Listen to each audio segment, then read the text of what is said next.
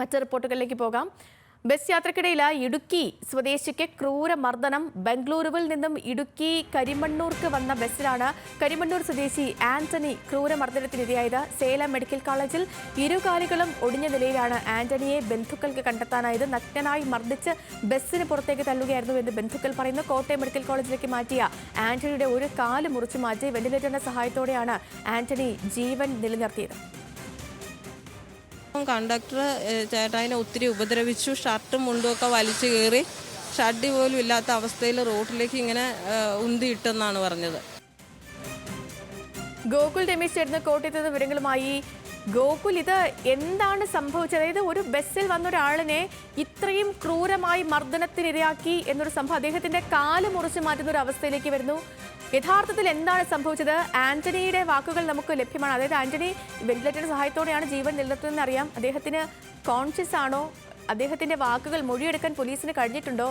യഥാർത്ഥത്തിൽ എന്താണ് സംഭവിച്ചത്?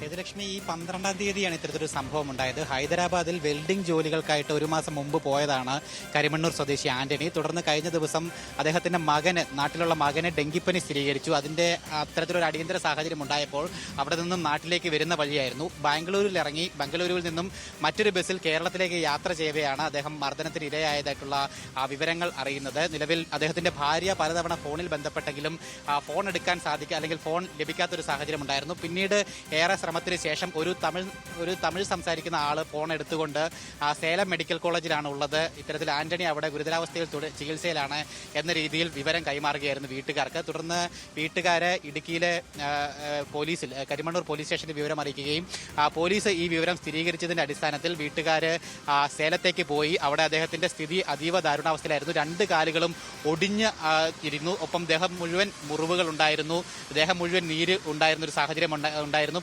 പ്രത്യേകിച്ച് അവർ പറയുന്നതനുസരിച്ച് സേലം മെഡിക്കൽ കോളേജിൽ മതിയായ ചികിത്സ ആന്റണിക്ക് നൽകിയിരുന്നില്ല. ഉടനെ തന്നെ അവർ കോട്ടയത്ത് നിന്ന് തന്നെ ആംബുലൻസ് വിളിച്ചു വരുത്തി കോട്ടയം മെഡിക്കൽ കോളേജിലേക്ക് ആന്റണിയെ തിങ്കളാഴ്ച പുലർച്ചയോടുകൂടി മാറ്റുകയായിരുന്നു. നിലവിൽ ഇപ്പോൾ ഇന്നലെയാണ്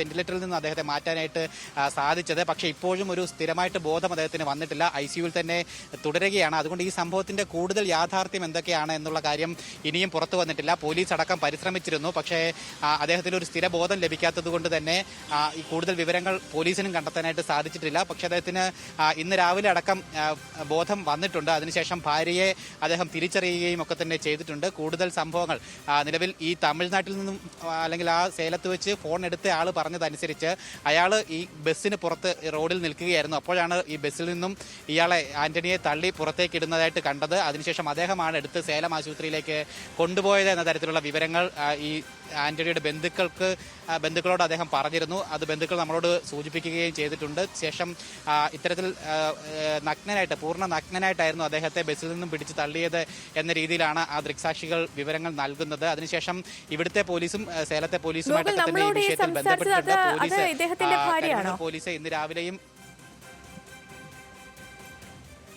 അതെ, ജോൺസി എന്ന് പറയുന്ന സ്ത്രീയാണ്. അദ്ദേഹം ആന്റണിയുടെ ഭാര്യയാണ്.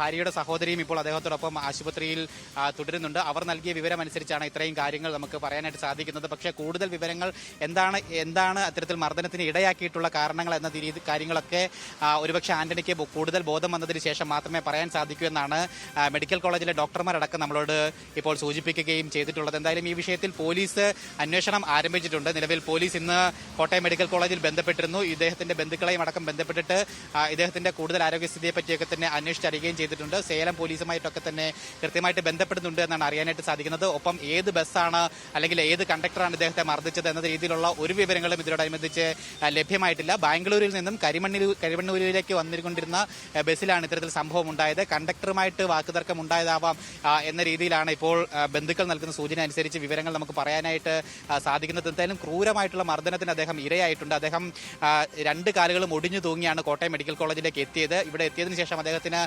ഷുഗർ കൂടി ഉണ്ടായിരുന്നത് കൊണ്ട് തന്നെ ഒരു കാല് മുറിച്ചു കളയേണ്ട ഒരു സാഹചര്യം ഉണ്ടായി. തുടർന്ന് കഴിഞ്ഞ ദിവസമാണ് ഒരു കാല് മുറിച്ചു കളയുന്ന ഒരു സാഹചര്യത്തിലേക്ക് അല്ലെങ്കിൽ മുറിച്ചു കളയുന്ന നടപടികൾ കോട്ടയം മെഡിക്കൽ കോളേജിൽ പൂർത്തിയാക്കിയത്. പക്ഷേ എന്നിട്ട് പോലും അദ്ദേഹത്തിന്റെ ആരോഗ്യസ്ഥിതി വീണ്ടെടുക്കാനായിട്ട് സാധിച്ചിട്ടില്ല. ദേഹമാസകലം വലിയ മുറിവുകൾ ഉണ്ട് എന്നാണ് ബന്ധുക്കൾ നമ്മളോട് വിവരം പറഞ്ഞിരിക്കുന്നത്. എന്തായാലും ICUവിലേക്ക് മാറ്റി വെന്റിലേറ്ററിന്റെ സഹായത്തോടു കൂടിയായിരുന്നു ഇന്നലെ വരെ ജീവൻ നിലനിർത്തിയിരുന്നത്. അത് ആ ഒരു അവസ്ഥ തരണം ചെയ്തിട്ടുണ്ട്. ICUവിലാണ് ഇപ്പോഴും തുടരുന്നത്.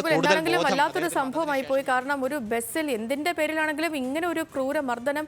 ഇനി എന്താണെങ്കിലും ആന്റണിക്ക് അദ്ദേഹം ബോധം വന്ന് സംസാരിക്കുമ്പോഴാകും യഥാർത്ഥത്തിൽ എന്താണ് സംഭവിച്ചത് എന്നുള്ളതിന്റെ ഒരു നേർചിത്രം ലഭ്യമാവുക. ശരി ഗോകുൽ.